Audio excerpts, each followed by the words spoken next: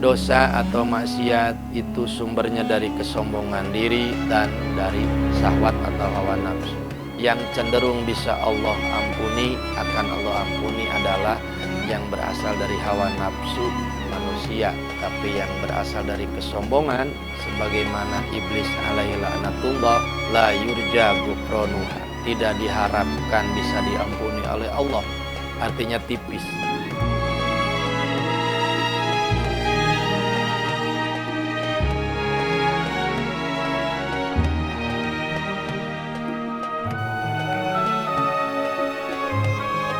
Assalamualaikum warahmatullahi wabarakatuh. Bismillahirrahmanirrahim.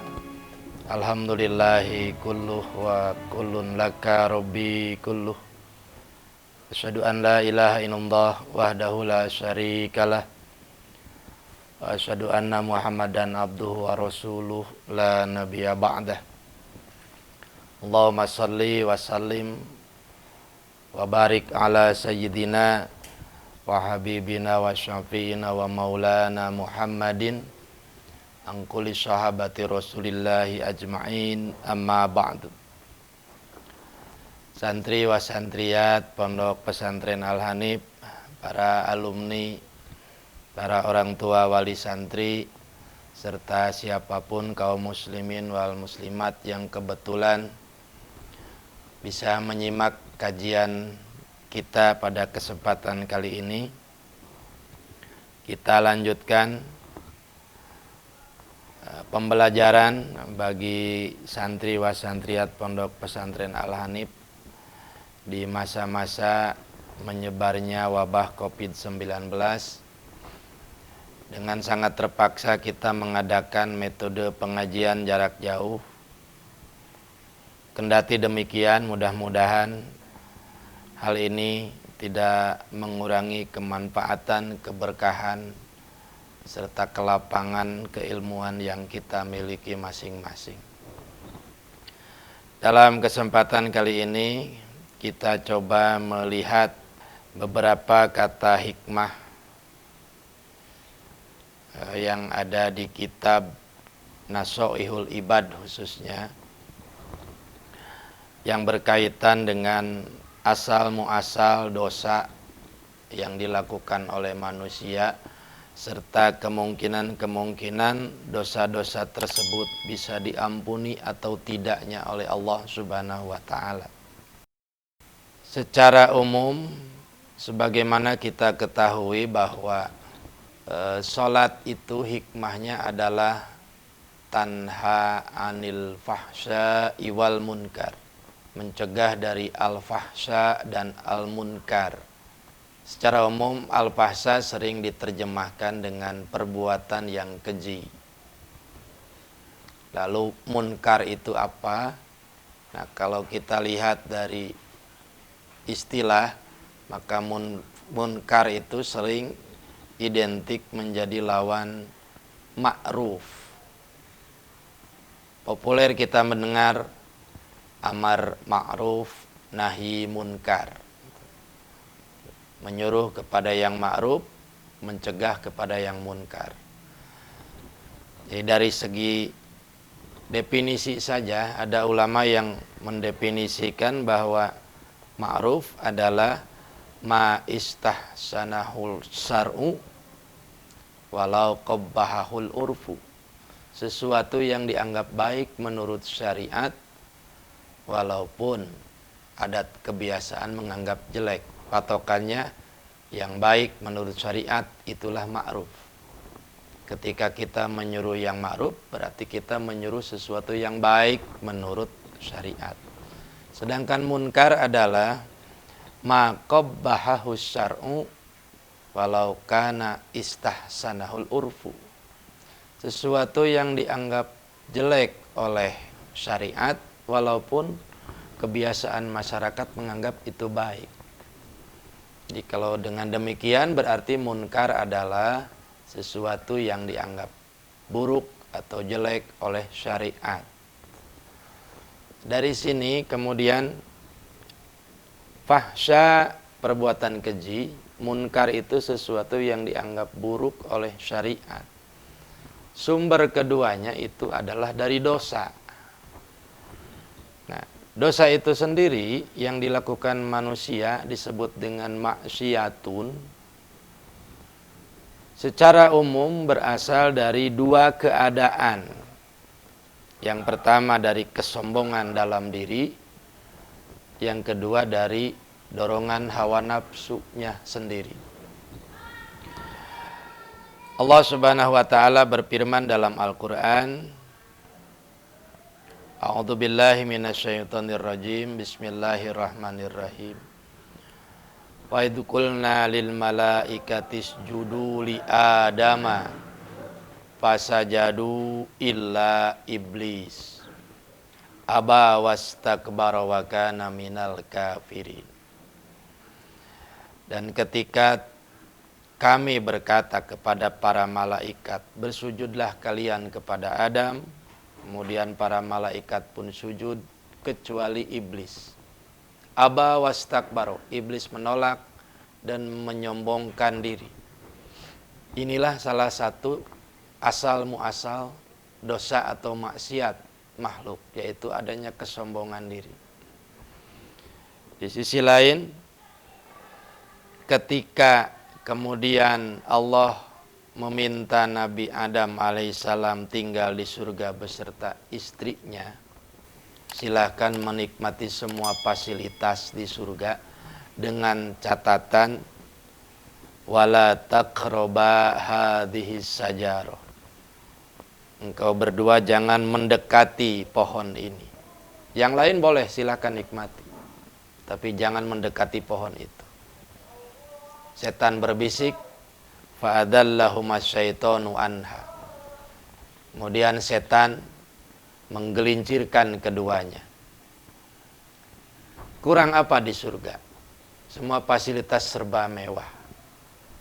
Tapi ada dorongan hawa nafsu yang ada dalam diri manusia, sehingga mudah bagi setan untuk menggelincirkan manusia itu sendiri. Tadi di awal nomor 1, Syaitan atau iblis laknatullah itu tidak taat kepada Allah karena ada unsur kibr, unsur takabur dalam diri, sombong. Sementara Nabi Adam dan Siti Hawa mendekati, bahkan dalam kisahnya memakan buah khaldi karena dorongan hawa nafsu. Dosa yang sering dilakukan manusia itu tidak keluar dari dua ini, karena kesombongan dalam dirinya dan karena hawa nafsu dalam dirinya.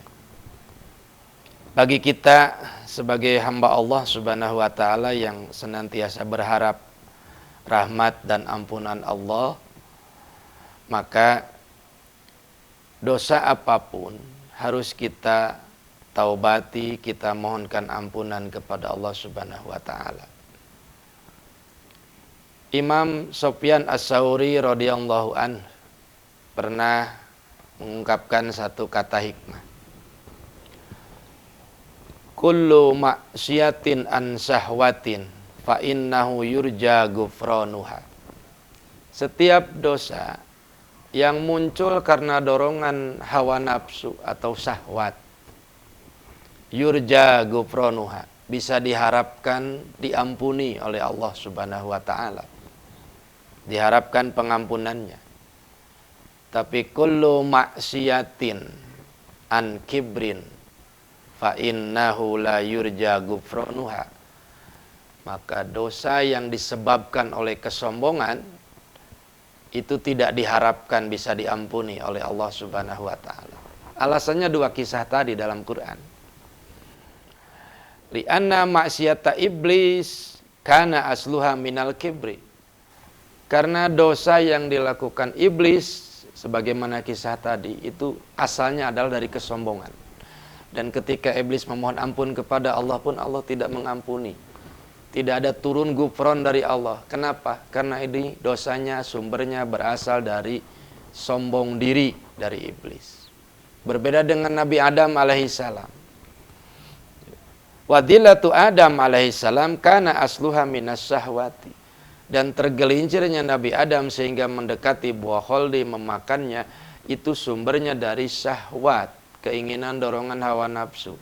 Kalau iblis tadi dari al-kibru, takabur, sementara Nabi Adam dan Siti Hawa dari dorongan syahwat atau hawa nafsu. Dan dorongan hawa nafsu yang berbuah dosa itu diharapkan bisa diampuni oleh Allah Subhanahu wa taala. Dari kisah tadi dan dari kata hikmah Imam Sufyan Ats-Tsauri ini, maka manusia ketika dia bersalah atau berdosa, agar dosanya diampuni oleh Allah Subhanahu wa taala, yang pertama dia bertobat, dan yang kedua dosanya bukan berasal dari dorongan takabur atau kesombongan. Karena dosa yang berasal dari takabur atau kesombongan, la yurja gufranuha, tidak diharapkan bisa diampuni oleh Allah Subhanahu wa taala. Santri wa santriyat serta siapa saja yang sedang menyimak kajian kita kali ini, sebagai umat Nabi besar Muhammad sallallahu alaihi wasallam, kita punya beberapa fasilitas atau keunggulan yang Allah berikan. Fasilitas atau keunggulan yang Allah berikan dibandingkan dengan umat-umat yang lain. Bahkan karena Maha Rahman dan Rahimnya Allah itu, sehingga Nabi Adam alaihissalam dihikayatkan dalam kitab Nasoibul Ibad yang tadi itu, bahwa Nabi Adam merasa iri kepada kita selaku umat Nabi Muhammad sallallahu alaihi wasallam dalam 4 hal. Yang pertama, innallaha a'ta ummata Muhammadin arba'a karomatin. Sesungguhnya Allah memberikan 4 karomah kemuliaan kepada umat Nabi Muhammad sallallahu alaihi wasallam.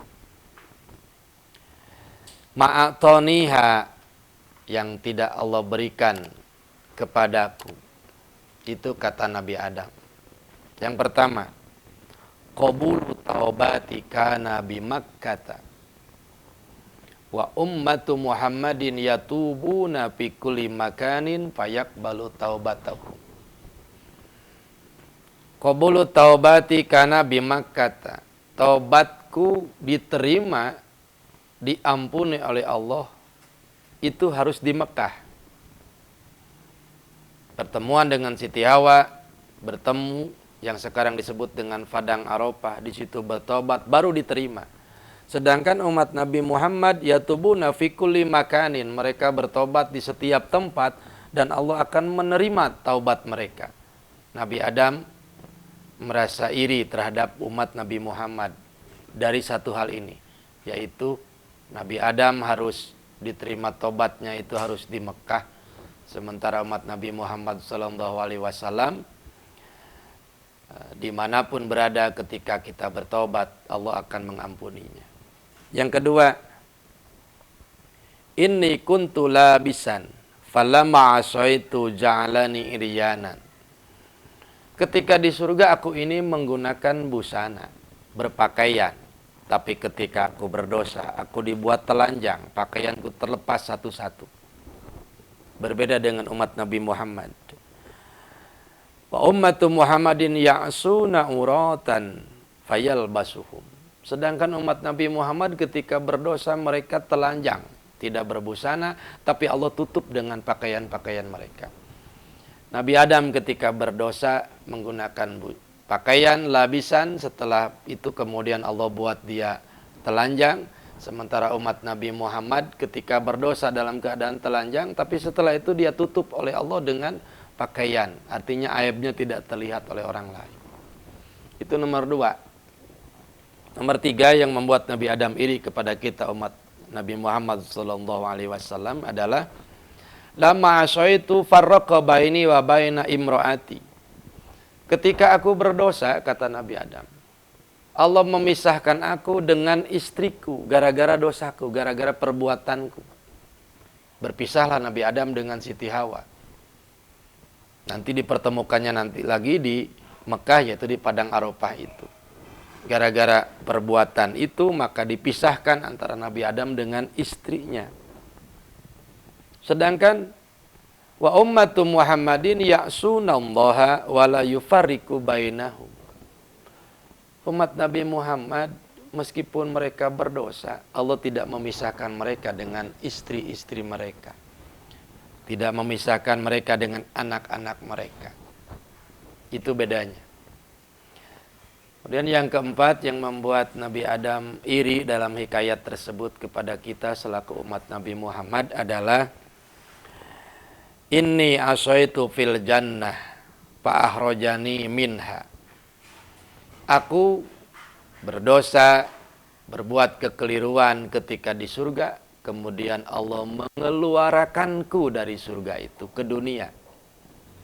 Wa ummatu Muhammadin ya'suna kharijal jannah fayadkhuluha fiha idza tabu. Sedangkan umat Nabi Muhammad mereka berdosa di luar surga, tetapi ketika mereka bertobat mereka dimasukkan ke dalam surga. Ketika aku di dalam surga aku berbuat keliru, berbuat dosa, dikeluarkan, tapi umat Nabi Muhammad di luar surga mereka berbuat dosa, tapi ketika bertobat justru dimasukkan. 4 hal yang berbeda inilah yang dalam hikayat tersebut menunjukkan bahwa sesungguhnya Allah telah memberikan 4 kemuliaan kepada umat Nabi Muhammad SAW dibandingkan dengan Nabi Adam alaihissalam. Dalam hikayat tersebut Nabi Adam mengungkapkan bahwa Allah memberikan umat Nabi Muhammad 4 kemuliaan yang tidak beliau dapatkan. Yang pertama tadi, yaitu kalau Nabi Adam diterima taubat harus di Mekah. Umat Nabi Muhammad dimanapun bertobat, Allah akan mengabulkannya. Yang kedua, ketika Nabi Adam berbuat dosa atau kekeliruan di surga, berpakaian setelah dosa kemudian terlepas pakaiannya sehingga telanjang, sedangkan umat Nabi Muhammad rata-rata ketika berbuat maksiat tidak berpakaian, tapi setelah itu Allah tutup dengan pakaian.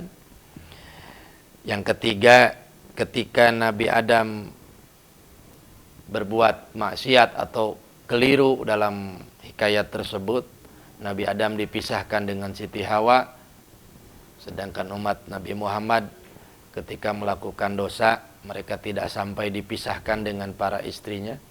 Dan yang keempat, ketika Nabi Adam, inni asaitu fil jannah, aku berbuat maksiat atau kekeliruan di surga, kemudian dikeluarkan oleh Allah dari surga.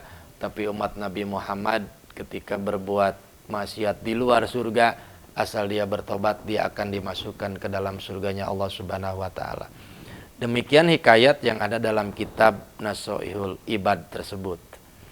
Kembali ke bahasan kita di awal, bahwa dosa atau maksiat itu sumbernya dari kesombongan diri dan dari syahwat atau hawa nafsu.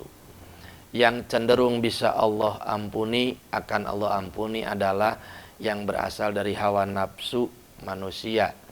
Tetapi yang berasal dari kesombongan, sebagaimana iblis alaihi laknatullah, maka la yurja gufronuha, tidak diharapkan bisa diampuni oleh Allah. Artinya tipis. Bagi kita selaku manusia, mahalul khoto'i wan nisyan, tempat salah dan dosa. Sengaja dan tidak sengaja dosa itu pernah atau bahkan sering kita lakukan. Tentunya kita berharap senantiasa ketika kita bertobat diampuni oleh Allah Subhanahu wa Ta'ala, dan ketika kita berdosa, kalaupun terpaksa, jangan keluar dosa itu karena dorongan kesombongan diri. Mudah-mudahan kita semua dijaga oleh Allah Subhanahu wa Ta'ala dari sifat takabur, sifat kesombongan, serta dihindarkan dari dosa-dosa. Semua taubat kita diampuni oleh Allah Subhanahu wa Ta'ala. Terima kasih atas segala perhatiannya. Mohon maaf atas segala salah dan khilaf. Akhirul kalam, billahi taufiq wal hidayah. Wassalamualaikum warahmatullahi wabarakatuh.